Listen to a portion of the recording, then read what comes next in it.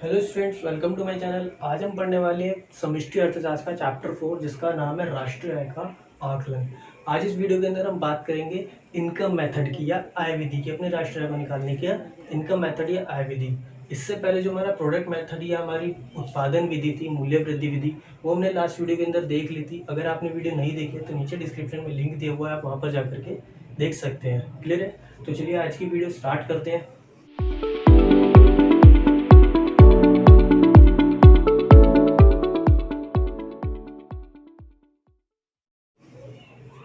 सबसे पहले हम बात करते हैं आय विधि की। देखिए, आय विधि होती क्या है? आय विधि वह विधि होती है जिसके अंतर्गत राष्ट्रीय आय का आकलन हम देश के सामान्य निवासियों की कारक आय के आधार पर करते हैं। अर्थात आय विधि क्या कहती है? देश के अंदर जितने भी वर्किंग पर्सन है, जो भी उस देश के सामान्य निवासी और काम करते हैं, उन सबकी इनकम को जोड़ लो तो हमें क्या मिल जाती है? देश की राष्ट्रीय आय का पता लग जाता है। क्लियर है? अगर हम इसके फॉर्मूले की बात करें तो देखिए, फॉर्मूला क्या होता है राष्ट्रीय आय निकालने के लिए। इसके अंदर हम किन किन चीजों को ऐड करते हैं? एक होता है हमारा कर्मचारियों का पारिश्रमिक, इसके अंदर जोड़ा जाता है प्रचालन अधिशेष को,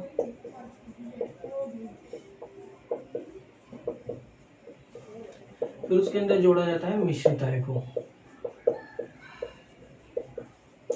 क्लियर है ना? इन तीनों को जोड़, देखिए इंग्लिश में बोलते हैं कंपनसेशन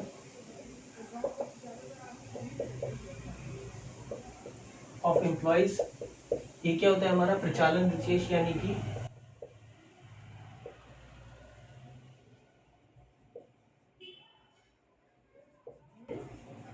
ऑपरेटिंग सरप्लस, और इसे बोलते हैं अपना मिक्स्ड इनकम। क्या बोला जाता है? Mixed income. इन तीनों को जोड़ने के बाद में जो हमें मिलता है उसे बोलते हैं हम एनडीपीएफसी, यानी कि हमारी घरेलू आय या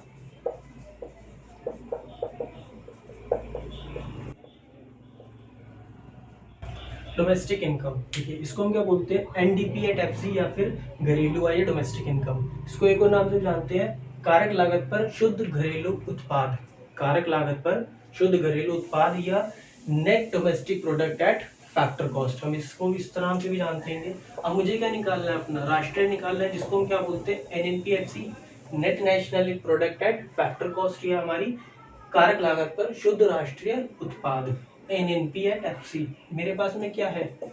एनडीपीएफसी है। एनडीपीएफसी को एनएनपीएफसी बनाने के लिए हम क्या कर देंगे? इसके अंदर net factor income from abroad, विदेशों से प्राप्त शुद्ध कारक आय को जोड़ दिया जाता है, तो मुझे क्या मिल जाता है? एनएनपीएफसी। यानी पहले इन तीनों को जोड़ लो, उससे क्या मिलेगा? मुझे एनडीपीएफसी मिल जाएगा। फिर उसके अंदर अगर हम विदेशों से प्राप्त शुद्ध कारक आय या एनएफआईए को जोड़ दे तो मुझे क्या मिल जाती है? उस देश की राष्ट्रीय आय का पता लग जाता है, नेशनल इनकम का पता लग जाता है। क्लियर है?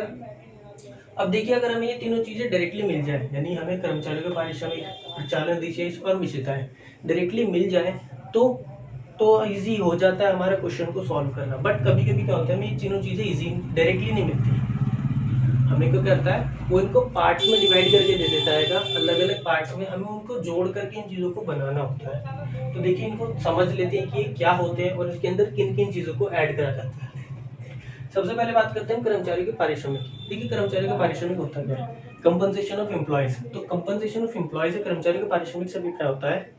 देश के अंदर जितने भी लोग जॉब करते हैं, देश के अंदर जितने भी लोग जॉब करते हैं, जो किसी दूसरे पर्सन के अंडर में काम करते हैं, उनको जो भी सैलरी मिलती है या जो भी वेजेस मिलता है, उनकी जो भी इनकम है, चाहे वो किसी भी तरह से हो, वो किसी भी फॉर्म में हो, इनकम कैश में हो या अदर दिन कैश में हो, जो भी उनका वेजेस होता है, उनकी सैलरी होती है, वो इसके अंदर ऐड की जाती है कर्मचारी के पारिश्रमिक के अंदर। सेकंड होता है हमारा प्रचालन अधिशेष या ऑपरेटिंग सरप्लस। ऑपरेटिंग सरप्लस क्या होता है? इसके अंदर हम उन लोगों की इनकम जोड़ते हैं जो किसी दूसरे पर्सन को जॉब पर रखते हैं, यानी जो हमारा एम्प्लॉयर वर्ग जो होता है, हमारा मालिक वर्ग जो होता है देश का, स्वामी वर्ग, उसके अंदर उनकी इनकम को हम प्रचालन अधिशेष में जोड़ते हैं, चाहे वो उनके प्रॉफिट के फॉर्म में हो, रॉयल्टी के फॉर्म में हो, रेंट के फॉर्म में हो या टैक्स के फॉर्म में, किसी भी फॉर्म में हो, वो सब हमारी इसके अंदर जुड़ती है।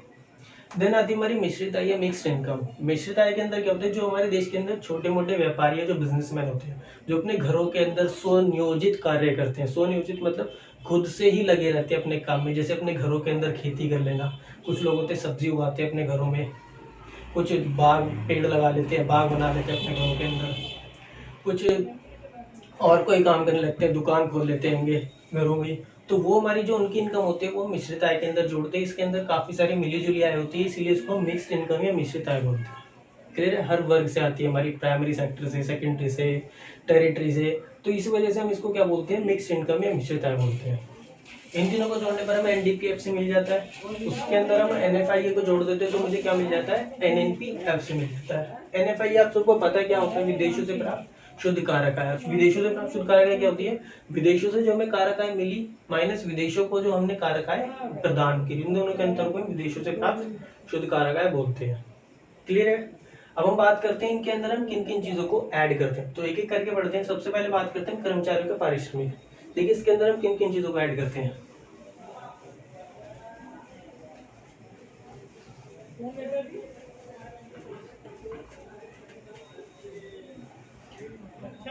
देखिए कर्मचारी के पारिश्रमिक में पहली चीज ऐड की जाती है वो क्या होती है हमारी,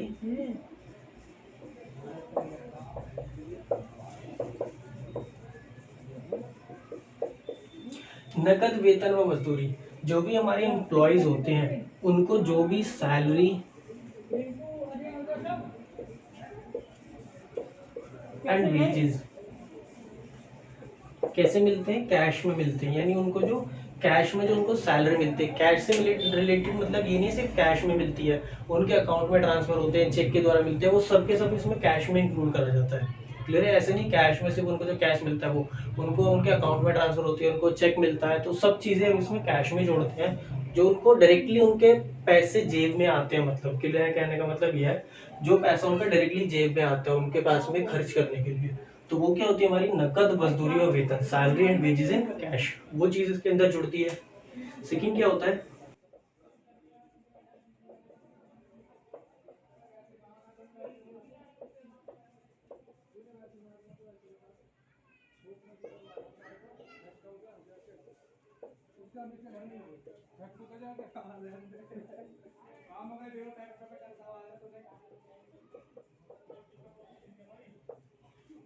salaries and wages in kinds, प्रकारों में वेतन व मजदूरी। प्रकारों में वेतन व मजदूरी क्या होती है, देखिए कभी कभी क्या होता है, एम्प्लॉयर जो होता है, जो मालिक होता है, वो अपने एम्प्लॉयज के लिए फ्री कार दे देता है, उनको फ्लैट देता है रहने के लिए, मोबाइल दे देता है या लैपटॉप दे देता है, और भी बहुत सारी चीजें उनको प्रोवाइड करा देता है कंपनी की तरफ से, जो फ्री ऑफ कॉस्ट होती है, जिसके लिए उनको पेमेंट नहीं करना होता। तो वो चीजें भी क्या होती है हमारी एम्प्लॉयज की सैलरी का, उसके पारिश्रमिक का ही पार्ट होती है। तो वो चीजों का जो भी उनका एस्टिमेटेड प्राइस होता है, जो उनका आरोपित मूल्य होता है, वो भी हम इसके अंदर जोड़ देते हैं, ऐड करते हैं। तो प्रकारों में वेतन व मजदूरी है, salary and wages in kinds. Third क्या होता है हमारा,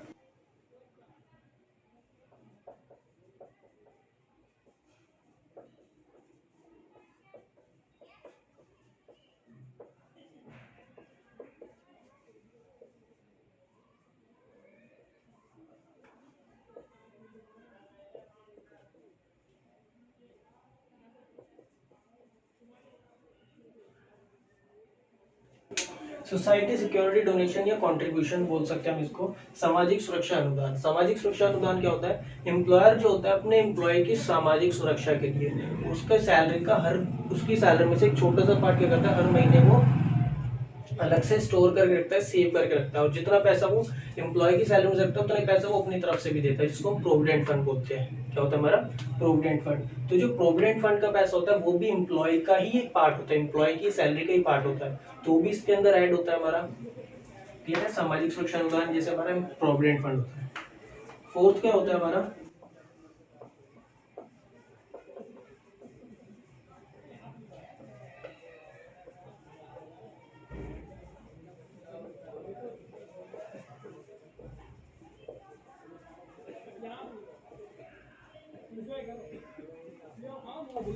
रिटायरमेंट पेंशन या सेवानिवृत्त पेंशन। सेवानिवृत्त पेंशन क्या होता है, जब हम रिटायर होते हैं, जब एम्प्लॉय रिटायर होता है तो एम्प्लॉयर उसको रिटायरमेंट के टाइम पर जो उसको पैसा मिलता है, जो भी उसको इनकम होती है रिटायरमेंट के टाइम पर, वो पैसा क्या कहलाता है, हमारा सेवानिवृत्त पेंशन या रिटायरमेंट पेंशन। तो जो पेंशन का पैसा होता है वो भी एम्प्लॉय की ही सैलरी का पार्ट होता है, तो वो भी उसके अंदर ही ऐड होता है हमारा। क्लियर है। तो इन चारों चीजों को जोड़ा जाता है कर्मचारियों के पारिश्रमिक में या कंपनसेशन ऑफ एम्प्लॉय के अंदर। अगर हमें कभी डायरेक्टली कर्मचारियों को पारिश्रमिक नहीं दिया है तो इन चारों में से, ये चारों चीजें, चारों में से दो या तीन जितनी भी चीजें दी हैं उनको जोड़ करके हम क्या निकाल सकते हैं, अपना कर्मचारियों का पारिश्रमिक निकाल सकते हैं।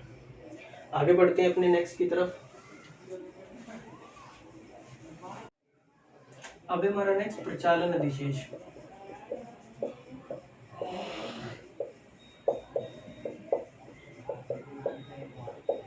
देखिए प्रचालन अधिशेष या ऑपरेटिंग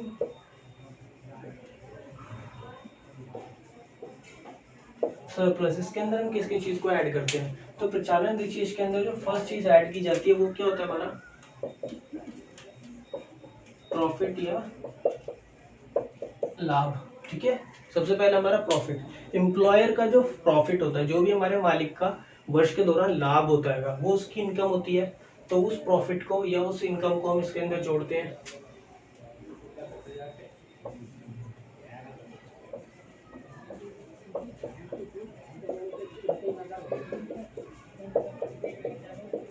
किराया लगान इंग्लिश में बोला जाता है रेंट।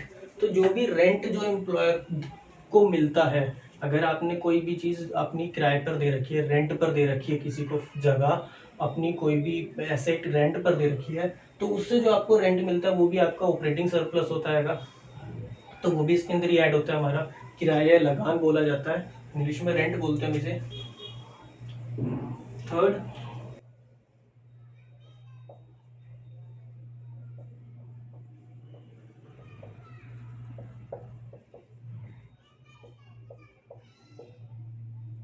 थर्ड होता है हमारा रॉयल्टी। थर्ड क्या होता है हमारा रॉयल्टी। तो जो रॉयल्टी होती है, रॉयल्टी भी इसके अंदर ही ऐड होती है हमारे प्रचालन विशेष के अंदर। रॉयल्टी क्या होती है, जो भी कोई भी अगर हम अपना एक ट्रेडमार्क बनवा लेते हैं, या अगर हम कोई भी एग्जांपल के लिए जैसे किसी ने अगर बुक लिखी, तो उस बुक के जितने भी पब्लिश होती है, जब वो हर ईयर पब्लिश होती है बुक, तो उसका एक पार्ट, उसकी इनकम जितनी भी बुक सेल होती है साल भर में, उसका एक पार्ट क्या जाता है उसके राइटर के पास जाता है, जिसे रॉयल्टी बोलते हैं। तो रॉयल्टी क्या होती है, जो भी आपके ट्रेडमार्क के अंदर चीज है, दूसरा पर्सन अगर उसको यूज करता है तो वो आपको एक पेमेंट देता है साल भर के दौरान, उस पेमेंट को हम क्या बोलते हैं, रॉयल्टी बोलते हैं। क्लियर है। तो अगर रॉयल्टी दे रखे तो रॉयल्टी भी हमारी इसी के अंदर ऐड होती है। एंड फोर्थ होता है हमारा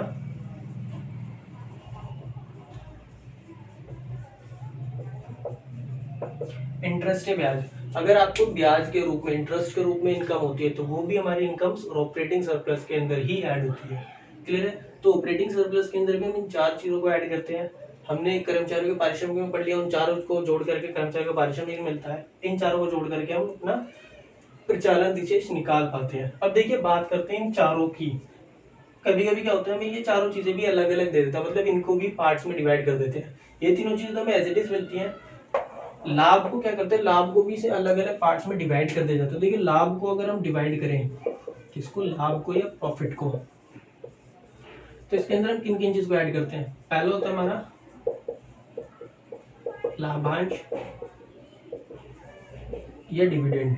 डिविडेंड क्या होता है, डिविडेंड या लाभांश वो पार्ट होता है प्रॉफिट का जिसको हम अपने शेयर होल्डर्स में डिस्ट्रीब्यूट कर देते हैं। जो भी हमारे कंपनी के शेयर होल्डर्स होते हैं उसके अंदर जिस पैसे को बांट दिया जाता है, प्रॉफिट के जिस पार्ट को बांट देते हैं उसे बोलते हैं लाभांश या डिविडेंड। तो वो पार्ट। फिर क्या होता है हमारा निगम कर या कॉपरेटिव टैक्स। कॉपरेटिव टैक्स या निगम कर होता है, वो भी हमारे लाभ का ही पार्ट होता है, तो वो भी इसके अंदर जोड़ा जाता है अगर आपको अलग से दे रखा है तो लाभ के लिए। एंड थर्ड क्या होता है हमारा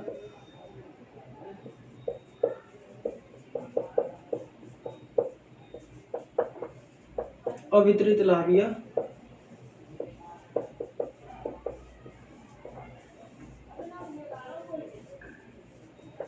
अनडिस्ट्रीब्यूटेड प्रॉफिट। अवितरित लाभ या अनडिस्ट्रीब्यूटेड प्रॉफिट। अवितरित लाभ क्या होता है, वर्ष के दौरान जो लाभ में से, मतलब जो भी हमारा लाभ होता है उसमें से जो पैसा हम अपने पास में स्टोर करके रखता है एम्प्लॉयर, अपने शेयर होल्डर्स में नहीं बांटता है, सेव करके रख लेता है अलग से बचा करके बचत के रूप में, उस पैसे को हम बोलते हैं अवितरित लाभ या अनडिस्ट्रीब्यूटेड प्रॉफिट। तो वो अगर हमें ये तीनों चीजें अलग अलग दे रखी है तो इन चीजों को जोड़ करके अपना लाभ निकाल लेते हैं। क्लियर है? समझ गए होंगे आप सबकी हमारा प्रचालन अधिशेष किस प्रकार से निकलता है। नोट करिए, फिर हम आगे बढ़ते हैं। तो देखिए अब हम इसके कुछ प्रैक्टिकल क्वेश्चंस की बात करते हैं। मैंने क्वेश्चन नोट कराया था। देखिए लगान दे रखा है हमें, रेंट है हमारा 20, इंटरेस्ट 30, डिविडेंड है हमारा 45, अनडिस्ट्रीब्यूटेड प्रॉफिट है, फिर हमारा कॉर्पोरेशन टैक्स निगम कर रहेगा, कर्मचारियों का पारिश्रमिक कॉम्पोजिशन ऑफ एम्प्लॉइज है, और NFI विदेशों से प्राप्त शुद्ध कारक आय में दे रखी है -10। क्लियर है? मुझे इससे अपनी राष्ट्रीय आय कैलकुलेट करनी है। राष्ट्रीय आय कैलकुलेट करने के लिए हमने फॉर्मूला क्या पढ़ा है, कर्मचारियों का पारिश्रमिक प्लस प्रचालन अधिशेष प्लस मिश्रित आय। अब देखिए यहाँ पर हमें कर्मचारियों का पारिश्रमिक तो दे रखा है, हमें प्रचालन अधिशेष भी नहीं दे रखा और ना ही हमारे पास में मिश्रित आय है। तो देखिए अब हमें सबसे पहले यहाँ पर क्या दे रखा है, हमें लाभांश दे रखा है, अवितरित लाभ है और हमारे पास में निगम कर है। तो इससे हम क्या निकालेंगे, अपना लाभ निकालेंगे। तो सबसे पहले बात करें तो अपने लाभ की, अपने प्रॉफिट की। प्रॉफिट निकालने के लिए, लाभ निकालने के लिए हमने फॉर्मूला क्या पढ़ा था, लाभांश प्लस अवितरित लाभ प्लस निगम कर, यानी 45 प्लस 5 और उसके बाद में निगम कर कितना हमारा 10 प्लस करके वैल्यू कितनी आ गई हमारी 60 रुपए। तो हमारे लाभ कितना हो गया हमारा 60 रुपए हो गया। अब हमें निकालेंगे अपना प्रचालन अधिशेष।